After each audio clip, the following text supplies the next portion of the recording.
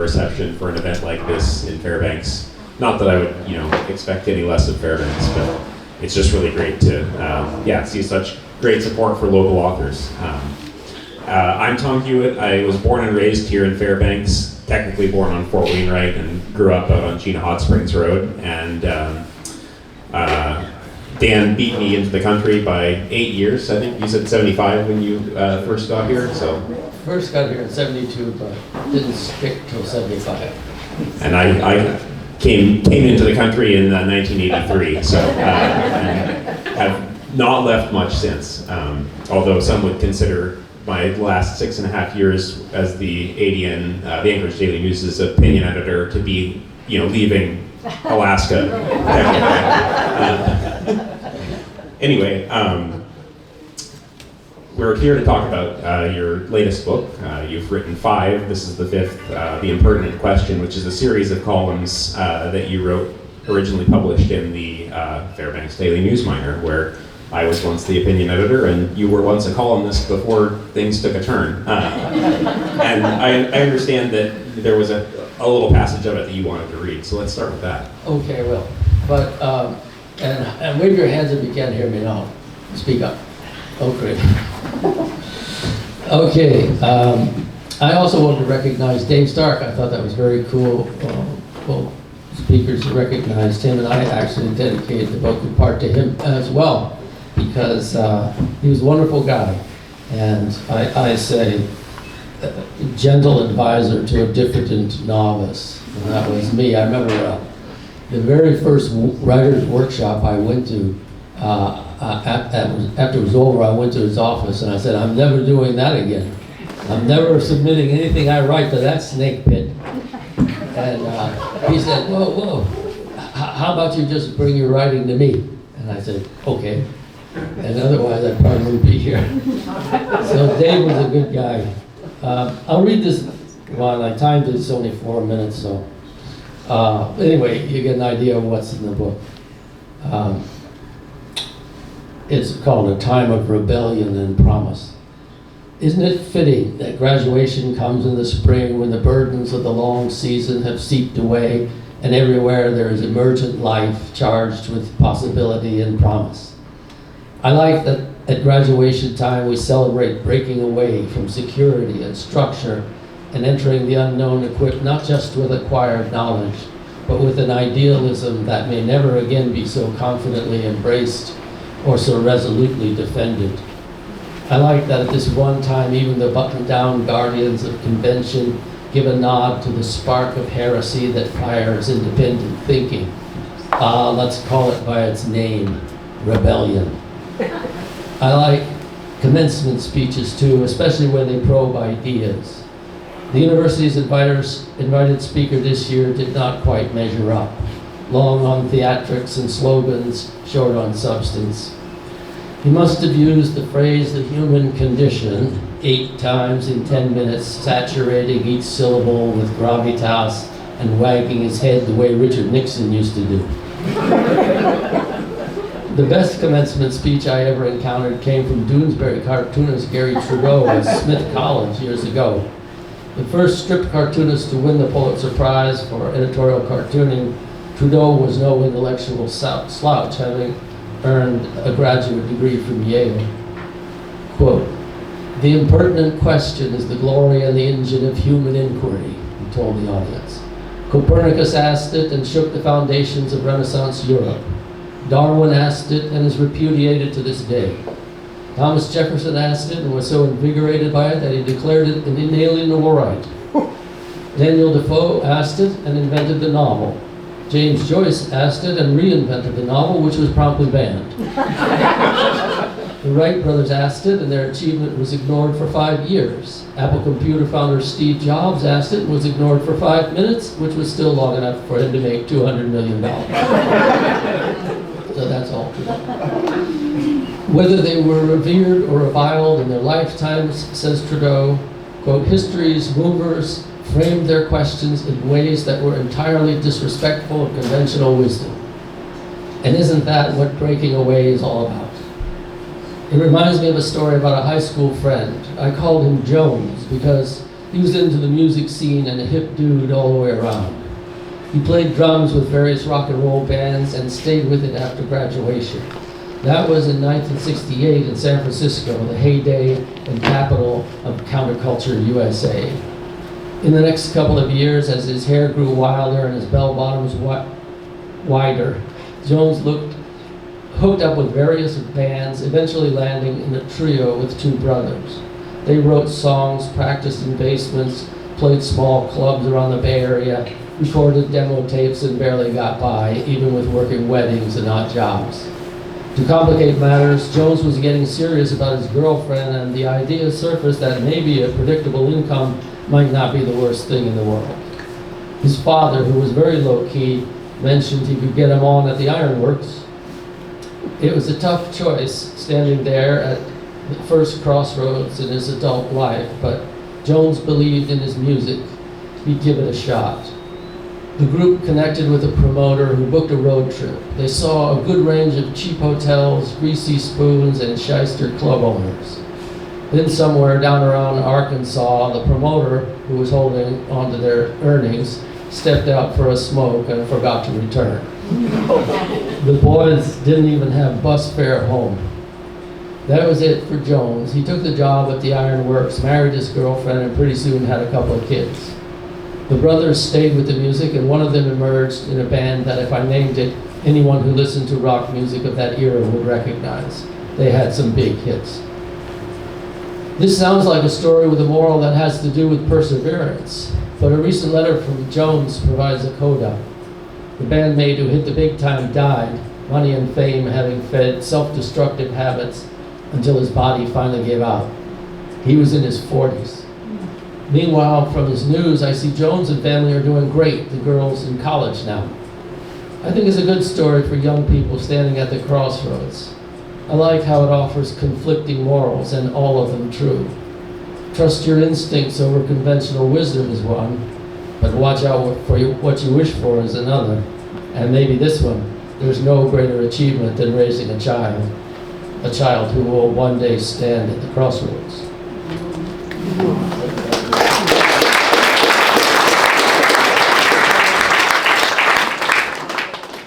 I could use a little water if anybody got a little joke for me, that'd be great. Parched already, Tom. Well, we'll keep you talking and see if that helps. Fresh out of spit. We have something in common, you and I, which is that we both spent a great deal of time writing opinions, sometimes ours, and in my case, sometimes other people's. Something that I always try to ask people who have been in that position as some kind of a columnist is, how did you get your ideas? Like, was it just whatever was happening in the world that week that pissed you off, or what was the... Okay, that one didn't piss me off. I didn't write only that. I think there's, 15 or 20 pieces in there that are kind of like that. Vignettes of people I admired and funny stories. But I sure as hell did mix it up in the political realm. And often it was because something pissed me off. Say like, lying. I kind of make no apologies about that. I went after people who had the trust of the public who abused it. And, I had an interview the other day, and the guy asked me in essence, it was kind of carefully phrased, but in essence it was, how can you be so mean to people? And I guess I answered him truthfully, I don't really think much about it. Because if I'm advocating for what is true and important, then I think that answers the question. Those are things that ought to be exposed, and to hell with it. I figure as long as I'm factual, polite, fair, I'm talking about something important, not something frivolous, not gotcha, not pointing out picadillos, but real issues that can move society forward. And as long as it's not rehashed and everybody else has done it already, then I think, why wouldn't you do it?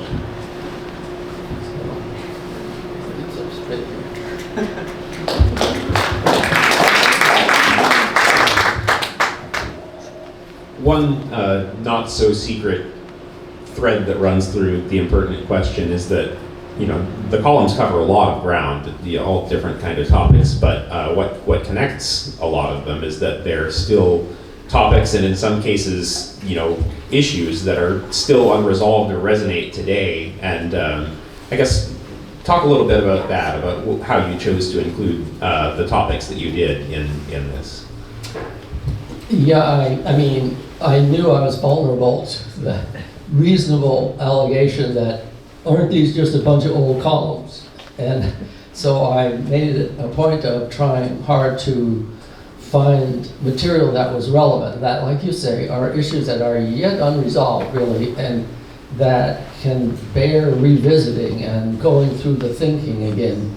And there's just a whole bunch of them. And I have a paragraph of introduction before each piece, and often they relate it to how this column played out into future events and how it presaged what was to come, and or how alike it is to issues we face now. And I did a word search on how many times I mentioned Trump in those intros, and I think it was 14 or something. So there's lots of parallels, I think. When you were writing your columns, and you had your column in the News-Miner, it was a different time for newspapers. You know, their fortunes, I think, were waxing kind of near the apex of American newspaper profitability and might. And we are in a different place for newspapers now. And I guess, what do you think about that? I mean, I know you don't have a lot of experience with, you know, the inside of a newsroom as it appears today, but just generally about, I guess, the fortunes of, you know, the printed press. How do you feel about, you know, what's going on, and is there anything that you would suggest to people who, you know, might be inclined to do something about it? I feel terrible about the demise of newspapers. I really like newspapers, and especially holding one, which, you know, I just used to do. And it was great to go get it. It was great to sit down with it. Even the noise it made was nice. But now we're seeing just the complete unraveling of newspapers. I think Craigslist came along and whacked the hell out of them for taking away the one ads, and a big source of revenue. And then the papers just became shrinking. You've all seen it, and the staff is shrinking when the staff gets younger and less experienced and lower paid. And you're right, that they were profitable in those days. They, especially a monopoly town like here, it was really a good return on investment.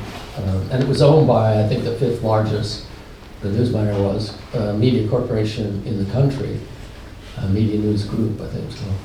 And so it is different. Now I feel really sorry for the papers. And you know, I did a fair bit of my work was criticizing the journalism in the News-Miner, which I told them in the beginning I wanted to do. And so I was tell this story. The third column I ever wrote was criticize the paper mightily, both stuff it had done historically and today, that day. And I gave it to my wife, Sarah, to read over in advance, and she said, "So you only wanted to write 2 columns." But I sent it in to Sam Bishop, who was eminently fair, seemed to me, always treated me really well, and it ran. I never heard anything about it either. Though I heard people at the Daily News were talking to each other saying, "God, the managing editor's head must have exploded." But anyway, I didn't hear anything about it. Though later on, after Sam, I did have a lot of, you know, I had to fight for my words a lot of times. We had some mighty spirited discussions about my criticisms of the paper. But I pretty much got, you know, I got like in the 90% of what I wanted. And so I was happy enough with that. I took over from Sam Bishop on the opinion page after his second coming. You're talking about him leaving the first time to become their Washington bureau back when the Daily News-Miner had a Washington bureau. Just wild to think about. And I will second the praise of him as a very fair-minded person who never let his own personal politics get in the way of the way that he edited, and I don't think that that's something that you can say about every newspaper editor. And I guess maybe a little bit on that note, what was it like writing a column for a paper, being critical of the paper, sometimes of its news stories, sometimes of its editorial bent? I know, having written opinion pieces that are critical of this and that and the other, that it's sort of a dance that you do, and you can get good at it. But how was that when you were sometimes feuding with the powers that be and had the say over whether your column ran at all? I just sort of let it rip, really. Everybody who's been to an earlier talk has heard me with this thing I always say, but I had this little mantra: true, important, and unknown. I sort of alluded to it already, but true meant I had the goods, I did the research, I had the facts. Important meant it was an issue that the public ought to hear and know about and understand. It was an issue that ought to be wrestled to the ground and sorted out, and not frivolous. And then the third thing was unknown. If it was all of that, but everybody knew it already, what's the point? But if it met those criteria, then I thought, how could I not do it? Isn't that my job? And I feel that way too about scholars who rarely do all of it. They rarely, in my opinion, go as far as their data permit them to go on important matters, and they stand a fair distance back from the front lines where you could catch flack that could interfere with grants or promotion or that sort of tenure and so forth. So, yeah, it was like playing with house money. If I had lost the job, so what?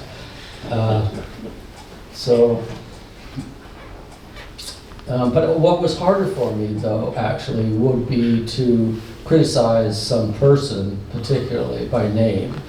And they were all public figures, of course.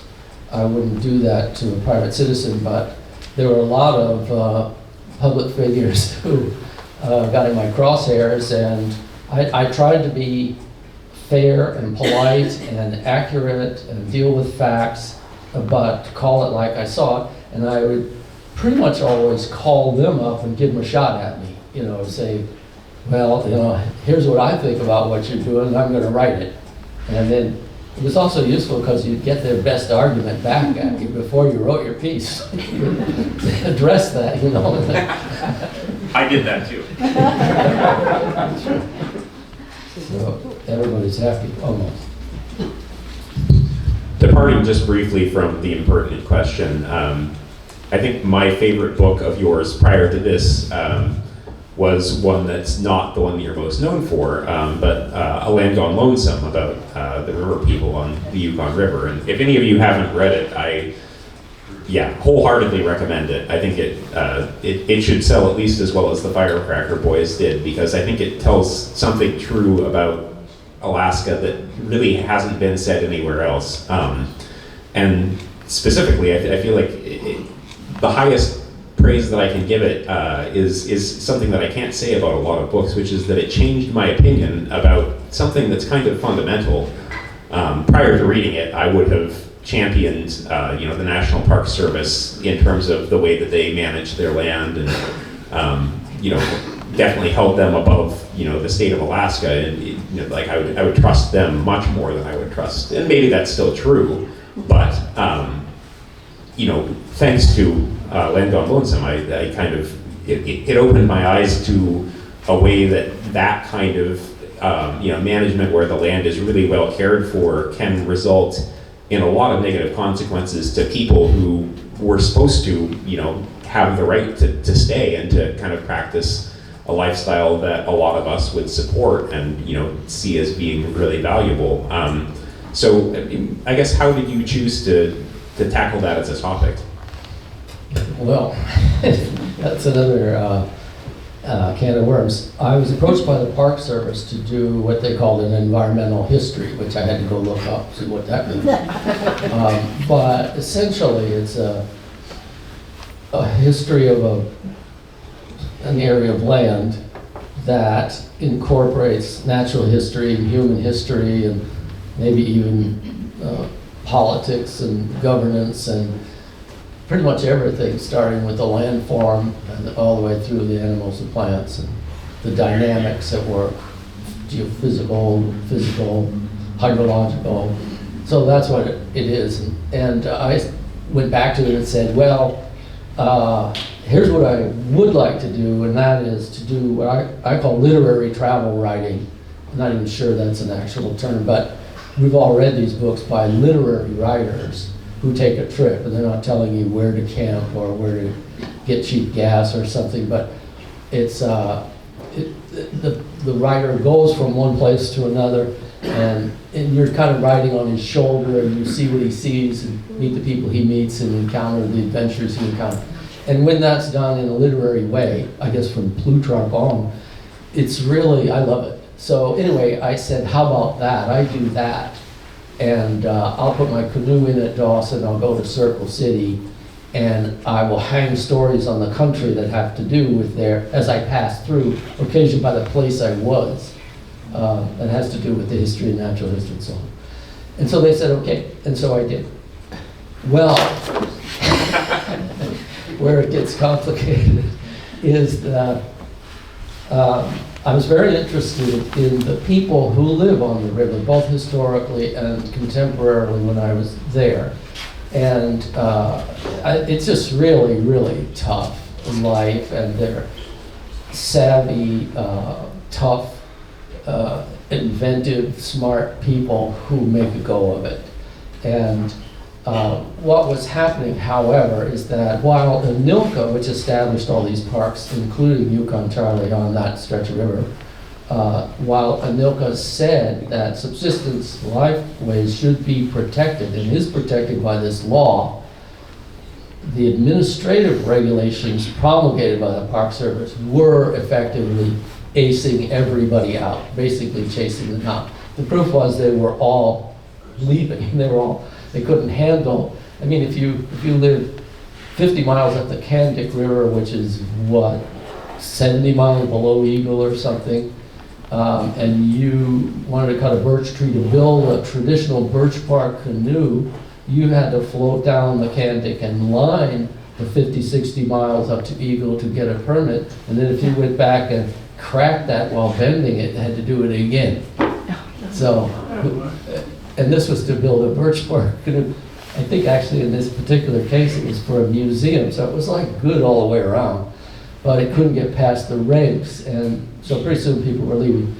And so my book took a turn toward that, and I took the Park Service, who was funding me, to task for its chasing out of the people that the law said had a right to be there, and that it was a societal good to have people with those skills, and that, that reference to our early era still there on the land. And remember too that Yukon-Charlie, where's Skip? There he is. Will tell me every time it was largely, or in great part, established to protect the peregrine falcons. Skip is a falcon man.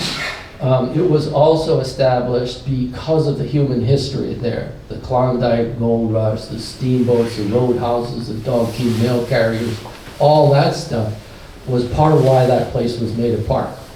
And so what would be wrong with carefully managing some people to live in that park and keep those old traditions alive?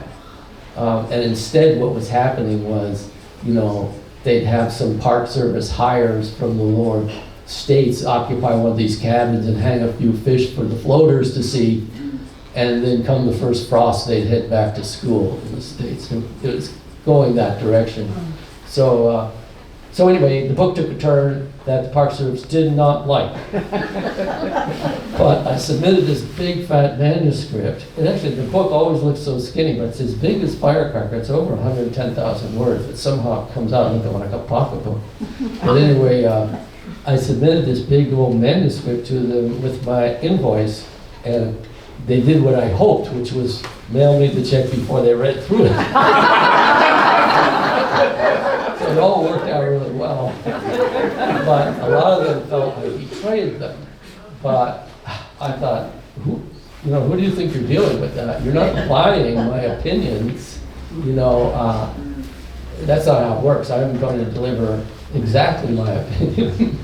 And I could have run into a deal where they read it first and said, we're not going to pay you. It would have been awkward.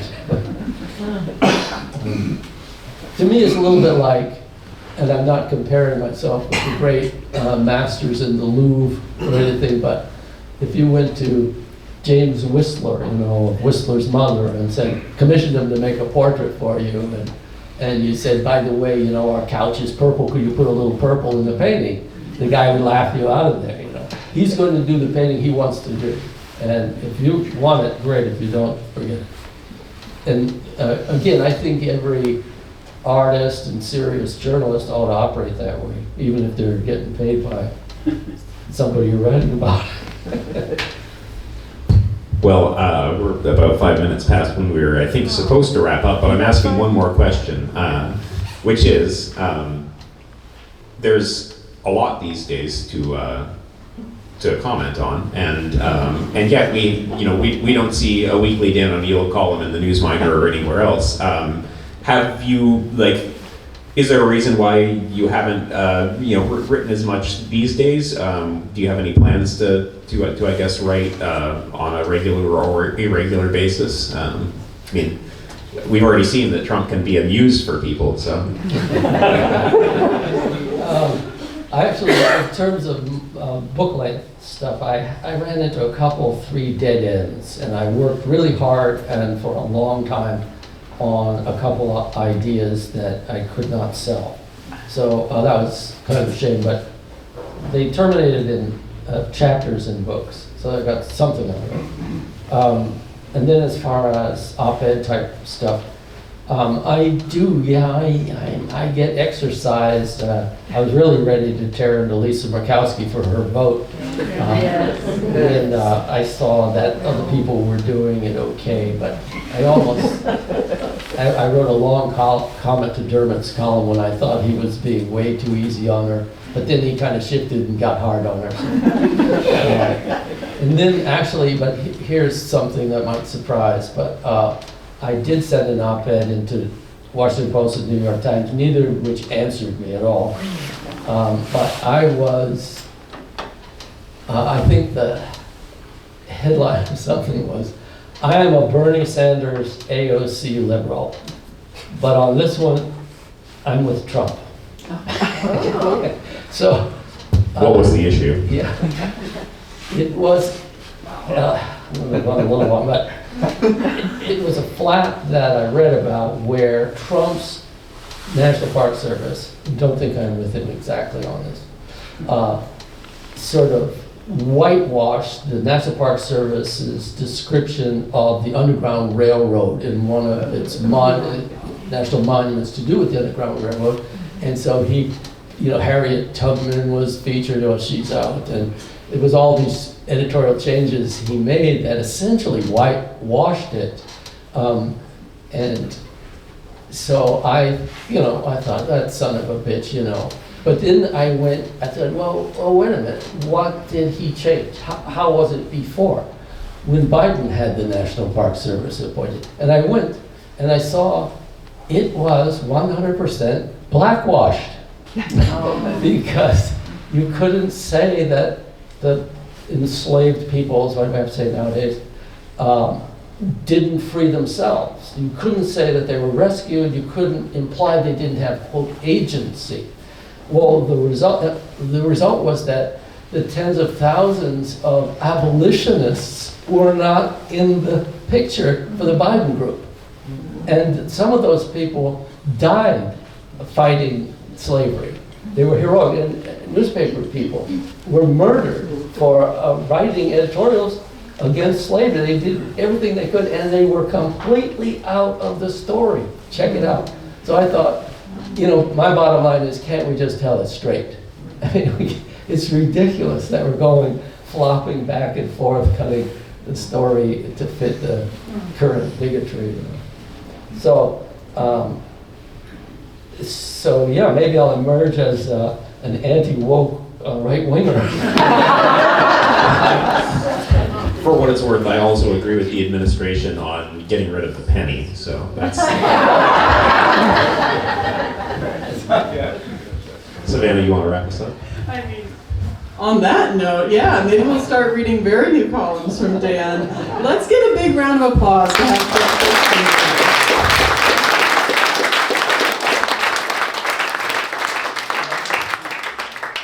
Thank you all so much. May the conversations continue. We can be in this space till about 7:45, and then let's all squeeze into the bookstore so the team here can clean up. But please grab copies of books. We'll have Ken and Dan both there with their books, and I just appreciate you coming out. This is our first time doing this. I've realized we need more space. That's great, and we will do that next time. So stay tuned for future events. If you're a writer in the community and would want to participate in an event like this, please reach out. I really want to encourage that writing community in Fairbanks to be out more, do more readings. Let's engage in that creative muscle that we all have here in town. So thank you again. Let's give one more round of applause to all of our speakers, and have a great night.